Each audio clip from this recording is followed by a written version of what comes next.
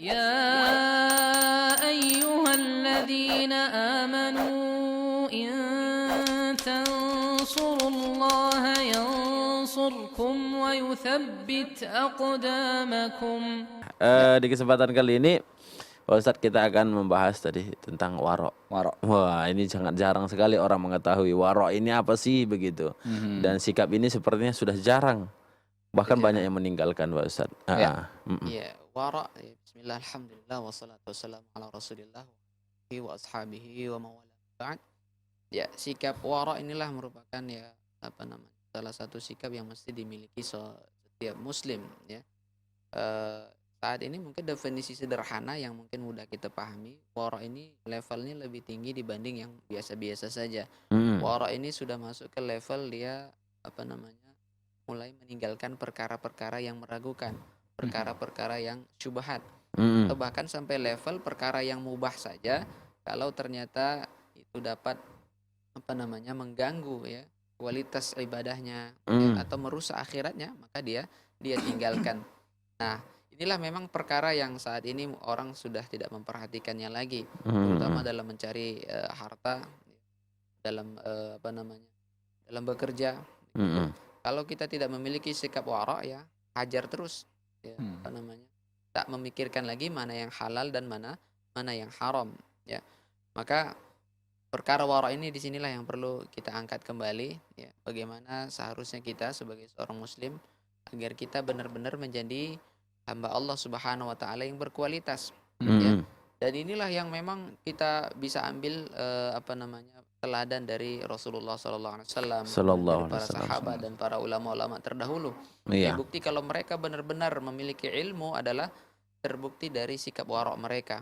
Tidak sembarangan makan ya, tidak sembarangan mengambil sesuatu yang belum jelas kehalalannya.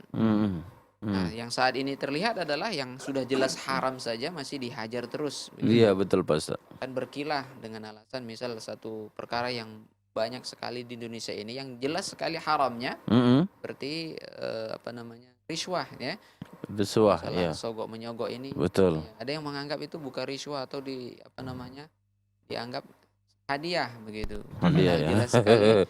Gratifikasi. Halal, gratifikasi. Gratifikasi. Nah, ini yang perlu kita ingatkan kepada kita kaum muslimin ya yang hidup di zaman akhir ini. Memang syubhat itu kalau bahasa menyambar-nyambar ya, atau perkara yang halal itu banyak yang samar begitu.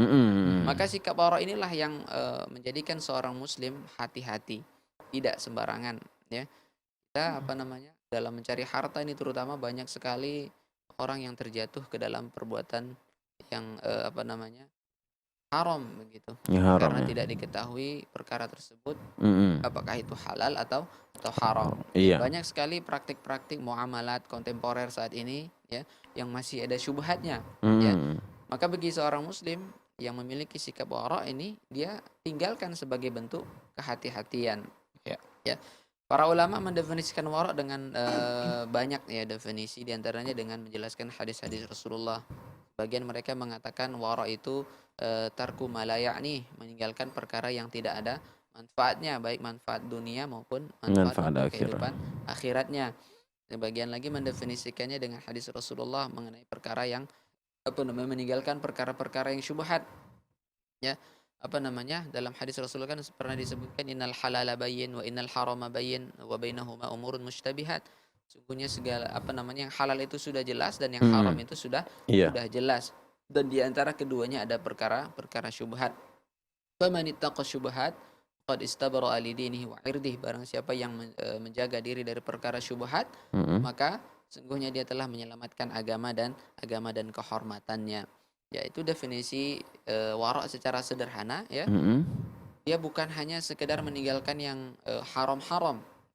Ya, bukan hanya sekedar meninggalkan larangan Allah Subhanahu wa taala, tapi meninggalkan perkara-perkara yang mubah atau perkara-perkara yang syubhat yang belum jelas kehalalannya. Atau perkara mubah boleh dilakukan tapi karena dia merasa bahwa perkara itu dapat mengganggu kualitas ibadahnya, dapat mengganggu agamanya, maka dia tinggalkan dalam bentuk kehati-hatian agar tidak termasuk di antara orang-orang yang melalaikan atau orang-orang yang melakukan perbuatan